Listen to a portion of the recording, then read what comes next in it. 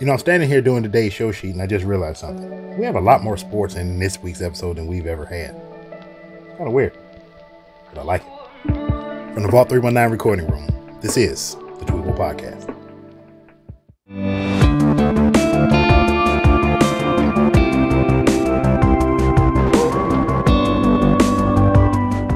What's up, everybody? I'm Jake Alexander, the voice in the void, the lone wolf, your favorite host with a lisp. Happy Saturday to you, and welcome to another episode of the Tweetable Podcast. If this is your first time rocking with us, thank you very much for giving us a shot. Watch any of the older episodes. I'm pretty sure you'll find something you like. And if you've been rocking with us for a while, thank you very much for tuning back in. I truly appreciate every single person that decides to hang out with me while I do this pokey little podcast.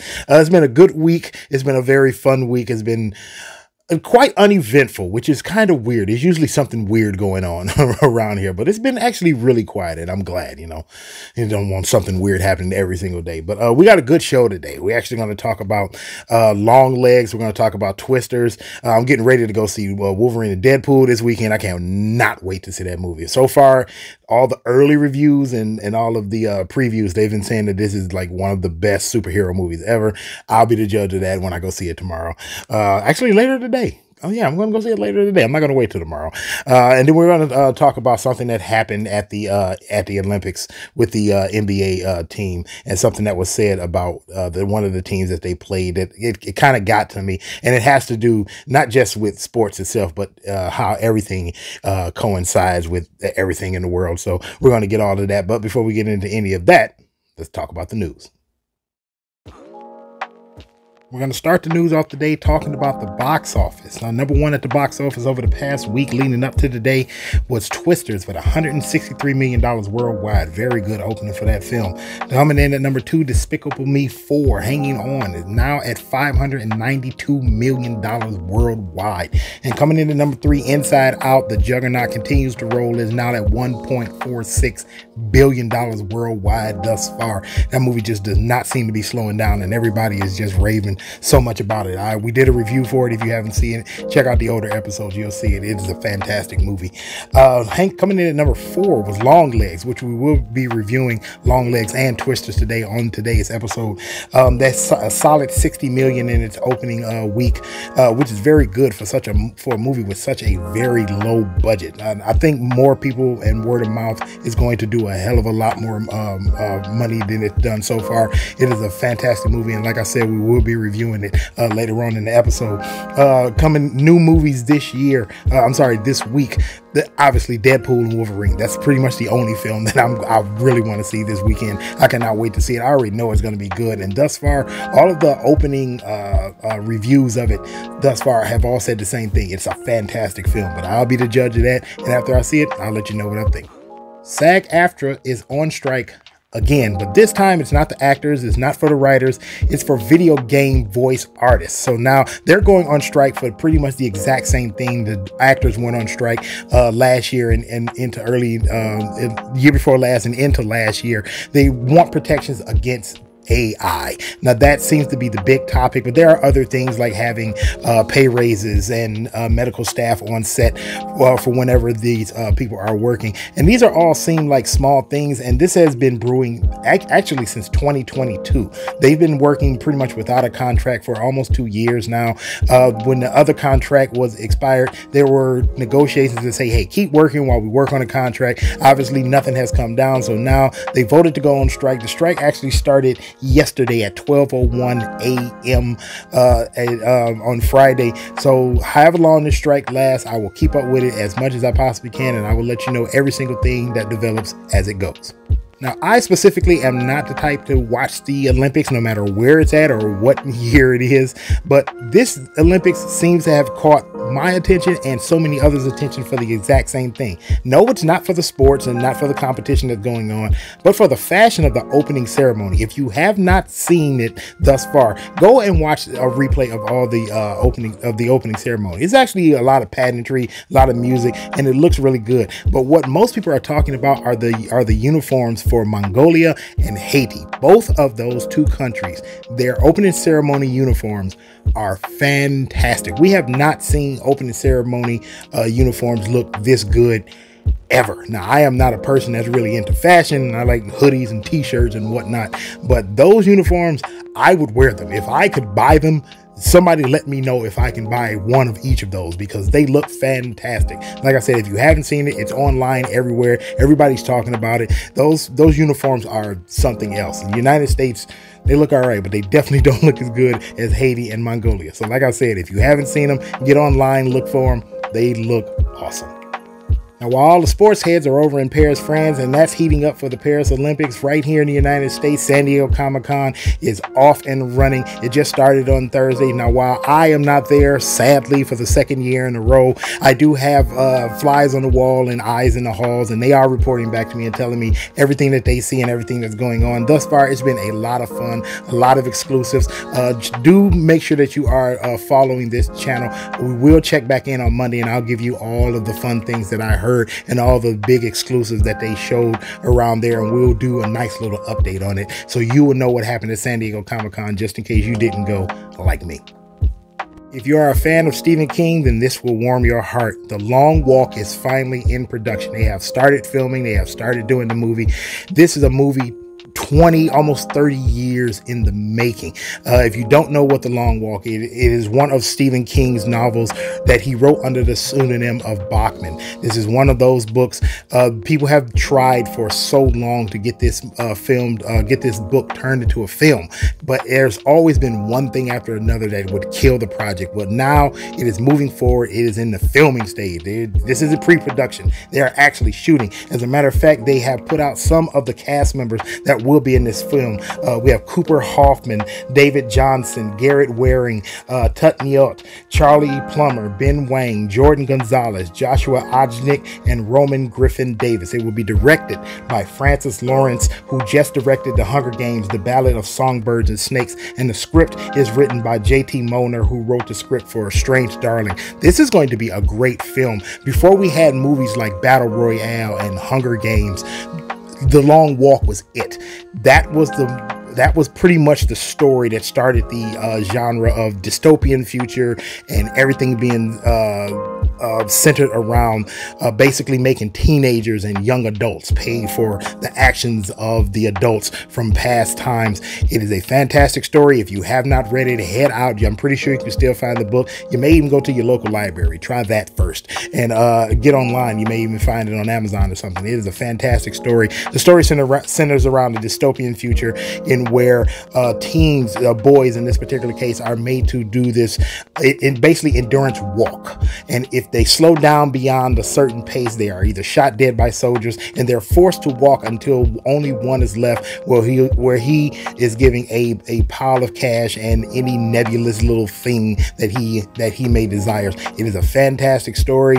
I have read it a few dozen times. You need to read it. It is one of those stories that sticks with you after you read it. But I can't wait till this film comes out. Stephen King, pretty much every time they make one of his movies into one of his books into a movie, I like it, even when they are a little cheesy, right? like Running Man. That's another one of the books that he wrote under the Bachman pseudonym. But yeah, like I said, 20, almost 30 years in the making. They've been trying to get this movie off the ground, and one thing or another has killed the project. But it is nice to see finally we are going to get this film into sometime in the near future. If you are a hip-hop head, I know this is good news for you, but just yesterday, on Friday, the God MC, the GOAT himself, Rakim, dropped a brand new album. So, like I said, hip-hop heads, you can rejoice. The title of it is God's Network, Rebirth. The single, Be Ill, does have a music video out now. It features Corrupt from the Dog Pound and Master Killer from the Wu-Tang Clan. It is a fantastic song to lead off this album with. Not only does it is the lead single, but it does lead off the album. Actually, I can't wait to sit and listen to this entire thing. Rakim has always been my #1 MC for hip-hop for as long as I can remember. Everything that you love about hip-hop pretty much came from him first. Believe me, maybe I'll review it, but more than likely, and who am I saying maybe? More than likely, I will. So make sure that you stick around for that.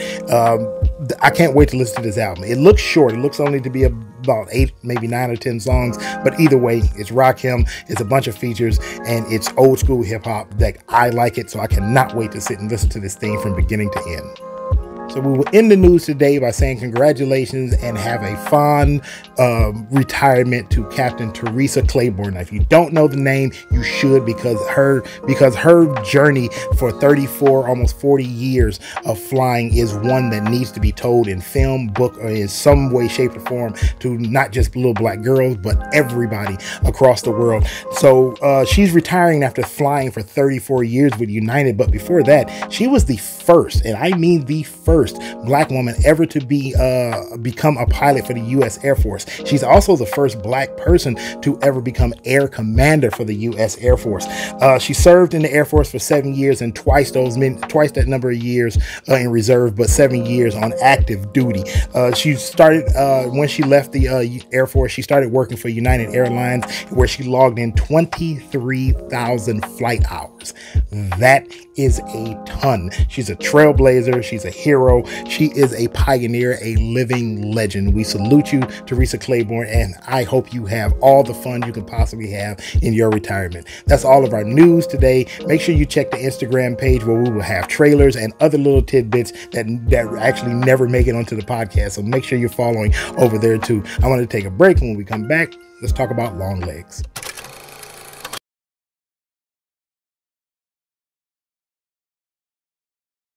Now, the movie Longlegs was actually not on my radar at first. I mean, going to see a horror movie in the middle of the summer when usually I'm watching action blockbusters, it's not something I usually do, but I'm a horror movie fan, so I decided to go see it. Now, the synopsis of the movie is that it stars Micah Monroe as an FBI agent who's brought in by her boss, Blair Underwood. Shout out to him. I haven't seen him in anything in a while. To take on a cold case for a serial killer that they've been after for the longest time, that they've named Longlegs. Now, to just hear that, you understand that that's an old trope. We've seen tons of FBI agent movies looking for a serial killer in particular quite a few times. Silence of the Lambs, anybody? Now, she's very intuitive and really good at solving puzzles, and he brings her in because she's good at those types of things. But she realizes while she's looking through the clues of the case that something isn't quite right. Things aren't quite adding up the way that they're supposed to. Now, that's an easy enough plot to work around. That's something, like I've said, we've seen a thousand times before, like Silence of the Lambs. And watching this, it does kind of feel like Silence of the Lambs, and at the same time, it kind of feels like the movie Seven. Now, the budget for the movie is only like $10 million, maybe even less than that from some of the reports if you actually read some of them. Silence of the Lambs came in at about $19 million, so this was just about a half, and Seven was about $30 million, so it's even less than that. Which is the crazy part is they do so much with so little of a budget in this film that I'm surprised that people aren't championing that.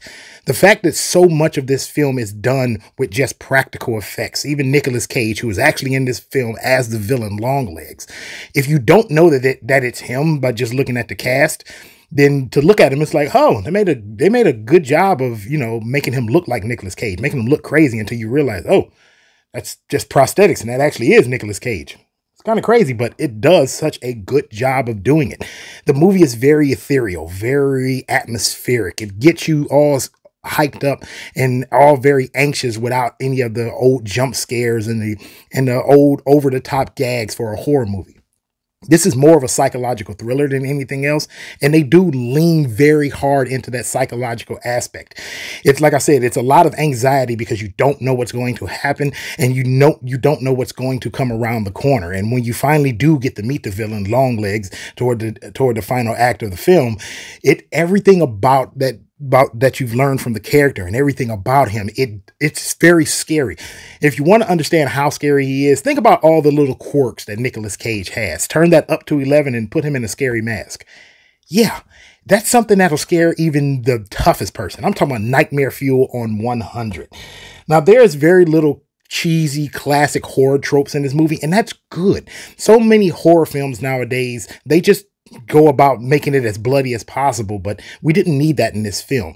For films like this, where they tell you it's a slow burn versus it being boring, right? There's a very thin line between those two, but this is a slow burn that works well. We don't get that in horror movies or psychological thrillers like this anymore. And with such a small budget, I'm very surprised that they were able to do so much of it with such a small budget. I have to keep knocking that home. So many movies nowadays think that we need more money and more CGI and everything has to be bigger and more over the top, when really the things that really scare us, the things that really gets us anxious, the things that really grind all the way to our very core are the smallest of things. Yes, it is very scary to see the giant monster coming over the hill, but the scariest thing is to have the guy knock on your door and have a knife and to chase you around the house. The things that really scare us, that really gets us on edge, is knowing that there's a rat somewhere in your house and you just can't quite find the little bastard. Those are the things that really scare people, right? So imagine that's what they took for this movie to get you on edge. It is a fantastic movie, and I can't keep saying that enough.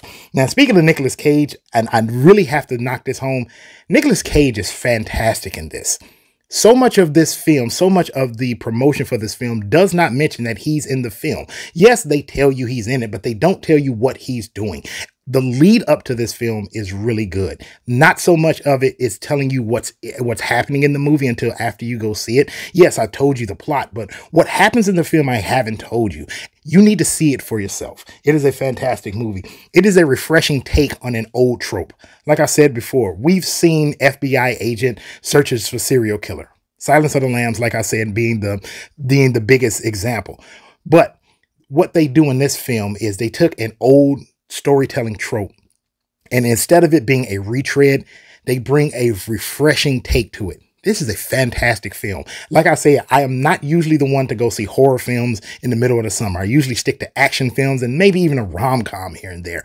But the fact that this came out during the summer, the small amount of money compared to in today's standards to how much money they've spent to make this film, this is a home run of a movie. Is it perfect? No. I think the mask and the prosthetics that they put on Nicolas Cage could have been better, but even I'm willing to overlook that, if not just only take away a little bit from the scoring. This is an easy 8 out of 10. If you want to go see something else besides the action flicks or Deadpool and Wolverine, or maybe even Twisters, which we're going to talk about later in the show, go see this film. It is a fantastic movie. It is a fantastic run. I cannot compliment them enough for the film that they gave us on such a small budget. We'll be right back with Twisters review.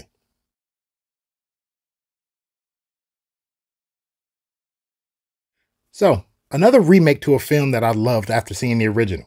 Is it any good? Well, let's talk about it. Okay, it's not a remake. It's a direct sequel. But at the same time, it's a standalone film, and almost like the original didn't happen. Okay, so honestly, you don't need to see the original Twister to enjoy this film, which is good or bad in a way, depending on how you look at it.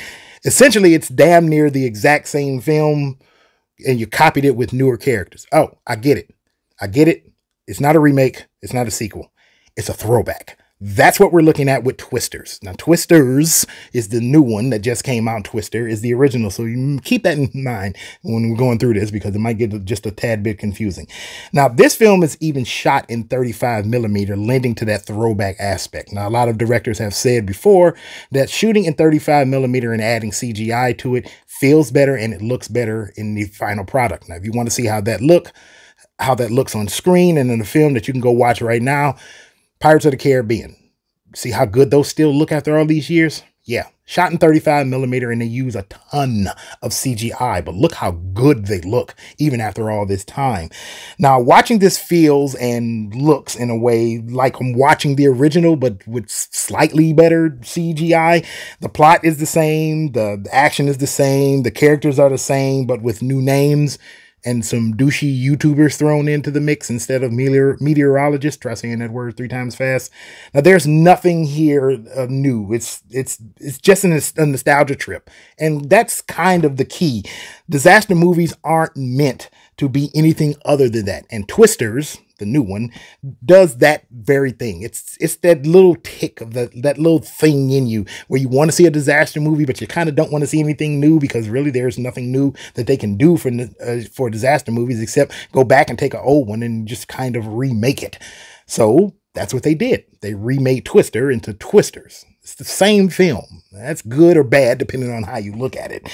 So when you go watch this film, and I do suggest that you go watch it, no matter what you think about it, don't go into it expecting it to be some highbrow, awesome, brand new film. Don't do that. Just sit there, eat your popcorn, cut your brain off, enjoy the destruction. A lot of what's in the original film is in this one. It just looks better.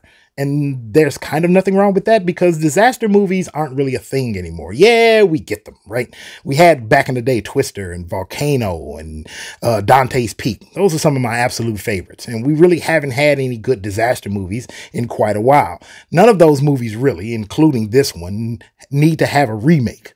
But if you're going to do it, might as well take any of the older properties that are really good and just kind of update them just a bit, which that's technically what Twisters is. It's a remake slash update slash throwback to the original. And too bad a lot of that cast is now gone and they don't actually get to see it. Helen Hunt was actually just at Motor City Comic Con and I got to meet her for a second and ask her a couple questions about the movie. I should have recorded that and showed it to you. Who knew?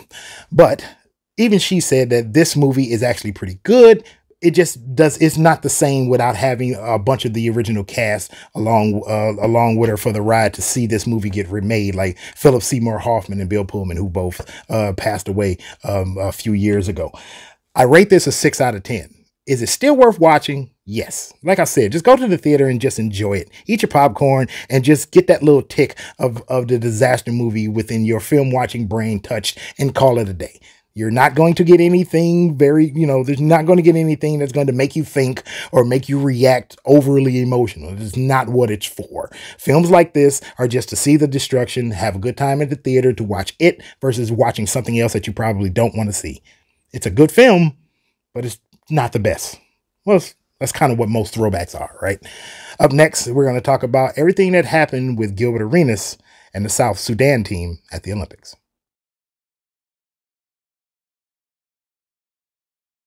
So there's no script for this part of the episode. I'm just going to give you my thoughts on this and I'm going to leave it alone. But it's something that I kind of really needed to talk about. We don't talk about sports a lot on this show. And in fact, sports in this type of program, it kind of just doesn't fit, right? We talk about movies and anime and music and things of that nature, right? But in this particular case, it does cross over because this is a podcast. And what happened with Gilbert Arenas and the South Sudan team, it kind of bears for me to talk about. Now, if you don't know what happened, I'll recap for you real quick. Over the past week, we've seen the NBA's best go over to the Olympics in Paris, and they are tuning up for the Paris Olympics in basketball, and they've been playing preliminary games against a handful of teams. They've had a few scares, and one of the teams that they've played that really gave them some great competition is the South Sudan team. Now, the U.S. team only won by 1. Yeah. Now, for most people, right when I said that, you are automatically thinking, why would the United States only have a 1-point win over a team from South Sudan? But if you are a fan of the NBA, if you are a fan of basketball, international or just in your own particular country, because I know people are watching this overseas, you know for a fact that there are people on NBA teams from other countries. And those people always go back to their countries after their career is over or even partially way through their careers. And they get basketball camps and plans started in order to have their own league. A lot of those international players are now setting up camps in order to teach basketball on an NBA level to people who want to play, who have aspirations to play in the NBA. Take the South Sudan team. Their head coach was in the NBA for a number of years, and he is now their head coach. One of their overall sponsors, Luau Ding, played 15 years and was a great player. One of their star player on their team, whose name I forget at the moment, so y'all forgive me. You can leave it in the comments if you remember. He was the NBA G League MVP just last year. There's some significant and spectacular talent on the South Sudan team. So, and they played the United States and they played them close and they played fantastically. If you watched that game, and if you're a fan of basketball, you know that. The USA did not just lay down and let them come back. The South Sudan team fought, and they earned every single thing that they have. And I'm rooting for them. I really want them to go far in the tournament, whether they win gold, silver, or bronze. I'm really excited to see them play. Now, obviously, I'm from the United States, so I want the U.S. team to win. So, go U.S., go Team USA. Good song, by the way. But I digress. But what happened after that 1-point win is what bothers me and what brings us to our topic today.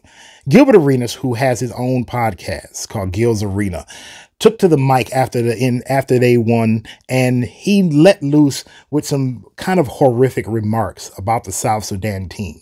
Remarks that I just couldn't bring myself to repeat. But what we're going to do now is I'm going to show you the audio of what Gilbert Arenas said. Plus, it's going to be a reaction from the Odd Couple podcast, which is hosted by a couple of men that I truly, truly appreciate. It's usually hosted by Chris Broussard and Rob Parker, but on this particular episode, it's Rob Parker and another gentleman goes by the name of Martin Weiss. Both of them, they give their thoughts on what Gilbert Arenas said. So we're going to watch this video and hear the audio, and then you're going to see what they said about it, and I'll come back and I'll give you my thoughts. The United States won by 1 when LeBron James had an easy layup, unguarded layup to win the game and give the U.S. a 1-point victory. And so Gilbert Arenas was not happy and went off. We almost lost to the Ahi tribe. This is crazy. Man, Embiid over there throwing the game. He's throwing the game for his cousins. We're supposed to be losing to Air up there. Come on, man. Cool Runnings. We're not supposed to lose to the Cool Runnings team. They don't even have shoes. They get their shoes from America. We got to ship them shoes. They don't even have basketball rims, though. Manubo, I seen he had to walk, an hour and a half to go shoot basketball. We losing to people who don't even, they got baskets in the back. They shooting on peach baskets in dirt, no shoes. Yeah, this is disgusting. It's xenophobic. It's really some self-hate. Racism. But the thing is, too, he's trying to be funny, and it's falling on deaf ears because it's factually incorrect, especially when you consider the amount of money that Luol Deng and others around the Royal Ivy and the like have invested in basketball in what I believe is the youngest country on the planet. So what do I think? Everything that was said in that clip by Rob Parker and Martin Weiss was correct. I would even go a little bit further and tell you that Gilbert Arenas is a clown.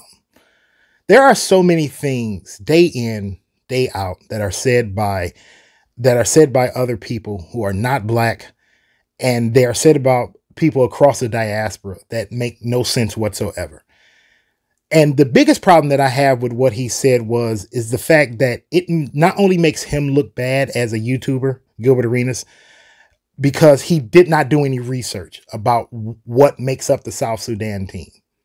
If he had done just a little bit of research and realized just how much NBA talent has poured into this team to build it up to what it has become, he would not have said what he said. Or maybe he would have, because I have said this for a while now. Gilbert Arenas is a hater by trade. He'll say anything and hate on anything or anybody just to get views and clicks. That's clown behavior, in my opinion. A whole lot of other people won't say that, but I will. I've seen this man on clips try to bash everything about Detroit, has never been here, doesn't know anybody about Detroit, and then turn around on the very next episode of his podcast in other clips and apologize for it. Which to me says that somebody in the media who's from Detroit has called him and put him in check. Like I said, clown behavior.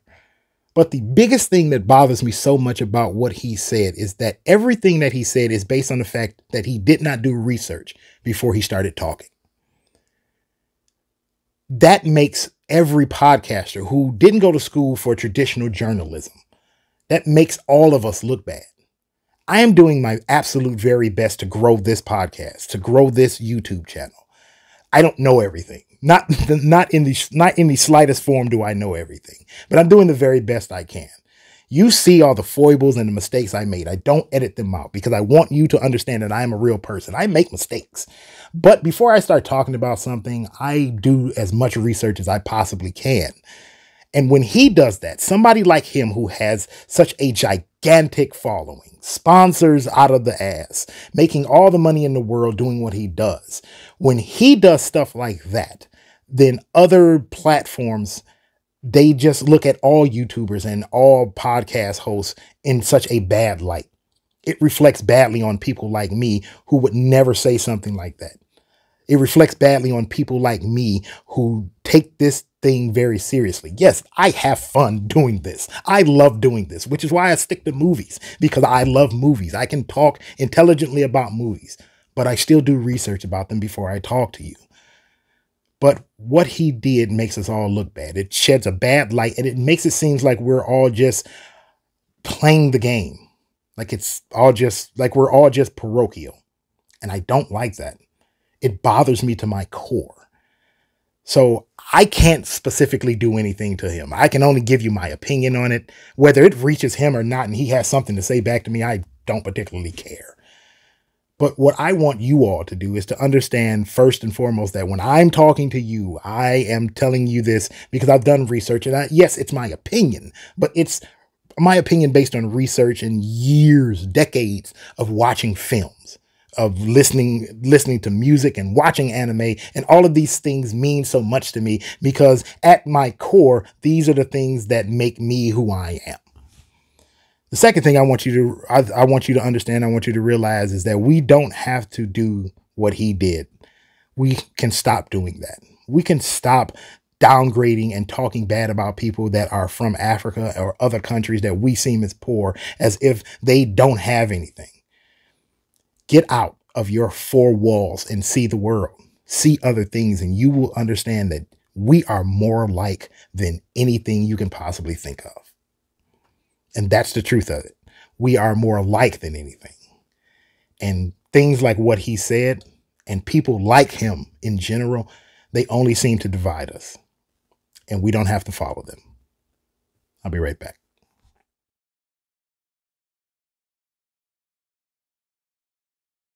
So last segment of the day, before we get into the last call, I just wanted to say one thing specifically before we head to it. Happy birthday, Detroit. My city turned 323 years old today. One of the oldest cities in the United States, if not older. And I can't say enough about how much I love my city. So many people on the outside looking in who have never been here, they have so many preconceived notions about this city. And they're almost always wrong. They're almost always based on something that they saw on the news and in the media, and they just believed it and they ran with it. I will never tell you that Detroit has no problems. That is an outright lie, and you'll never hear me say that. We have our problems. We have the exact same problems that every major city that has to deal with high poverty and very few job aspects has. We have the exact same problems. And I've seen those problems get worse, be at the absolute worst when my city fell into bankruptcy, the only major city in the country to ever have to do that. But I've also seen this city crawl back from it. I've seen this city rise from the ashes more times, and I understand why they call it the Renaissance City. Honestly, I think we need to start calling it the Phoenix City because of the number of times I've seen it rise from its own ashes, sometimes set by us and sometimes set by other folks. This is a wonderful place. You can raise a family here. You can have a good life here. Most people don't know that. I was raised in Detroit. I love this city. It is to my core. When I was younger, I could not wait to get away from it. I moved away now to my count 5 different times. I've lived in other places like LA, Houston. I've lived in New Jersey. I've lived in Texas. I've lived in Seattle. I've lived in so many other places around this country. And every single time I've moved back, I have sat and wondered why I always came back so many times. When I was younger, I just wanted to get away. But then I realized why I moved back. The reason why I always came back to Detroit is because here, living and having a family makes sense. For all of the stories about the violence in Detroit that happens, and there is stories, and a lot of them are true. Living in this city means I could have a family. I can raise a family. There are things that I have to do in order to make sure my children get a decent education and in order to keep a job enough to take care of bills and to eat everything else that everybody else has to do. But here, it makes sense. Everything is streamlined. I don't have to go out of my way in order to do certain things. Are my sports teams great? No. My Pistons are terrible. My Red Wings seem to be getting better, but they're floundering. My Tigers don't know if they want to win or sell off the team in order to get better later into the future. Lions are good, but we have it all. We have every single thing you could possibly want right here in Detroit, and people don't know that. You have food. You have a food scene that can rival anywhere in this country, anywhere in this world, and I would put that on anything I love. We're the city with cars. We put the world on wheels. We gave you Motown music. We gave you techno and house, born right here in Detroit. We gave you garage rock music. We are a hub for transportation and everything else you can possibly want. Everything that is great about this country is based in Detroit. There's a reason why at one point we were called the Paris of the West. There's a reason why during World War II we were the arsenal of democracy. When the going gets tough, people look at Detroit to see what they're going to do next. The first mile of concrete road was built right here in this city. Lighthouses all over. It's a beautiful place. So happy birthday, Detroit. And I hope I'm around for another, 63 years at least to see 400. It's a beautiful city. And if you've never been here, come on by. We have a great river walk too. So that's it, and that's all. It's time for the last call. I want to thank each and every single one of you for tuning in this week. I could not do this show without so many of you wonderful fans deciding to watch me do this pokey little podcast. And I don't care if it's 1, 5, 10, 100, or 1,000 of you. I truly appreciate every single person that decides to stop by and hang out with me in the vault. I know I say that every single week, either in the top of the show or in the last call, but I truly do mean that whenever I say it. So just know that I truly do appreciate every single one of you. This week's weekend watch list is kind of off. We usually we have 4 categories where we stick everything in, but none of that even matters this weekend. We have Wolverine and Deadpool. I have to catch up with House of the Dragons. I haven't watched the last episode. I'm going to watch the new one. Watched actually the last 2 episodes for that. I need to catch up on Suicide Squad, Isekai. There's an older movie I was reminded of that I want to go back and watch called Vivacious Lady from 1938, starring Ginger Rogers, Jimmy Stewart, and Francis Mercer. It's actually a really good comedy. It's a whole lot of stuff that I did not get a chance to watch over the past few weeks that I need to catch up on. So this weekend watch list, just go see Wolverine Deadpool. I'm pretty sure it's going to be a fantastic movie. Like I said, I'm going to see that later today. I was going to wait until tomorrow, but I just said, I'll go see it later today. So by the time you catch up on this episode, I'll probably be at the movies already. But besides that, have yourself a good weekend. Take care of yourself. Stay blessed. Stay hydrated. I'm going to start saying that every weekend. I need to get that on some merch, don't I? I think I do. Take care of yourself. Take care of those around you. Don't do anything to hurt yourself. And remember, if you need to talk to somebody, if you feel like the darkness is closing in and you just can't get away, pick up the phone, dial or text 988. There's somebody always there. Don't have a permanent solution to a temporary problem. That's how it's said, and that's how I'm going to say it to you. But it's time for us to go, and we will end this episode the same way we always do. So for our producer, Nikki Rev, I will say to you, God bless, I love you, and peace. See you next time.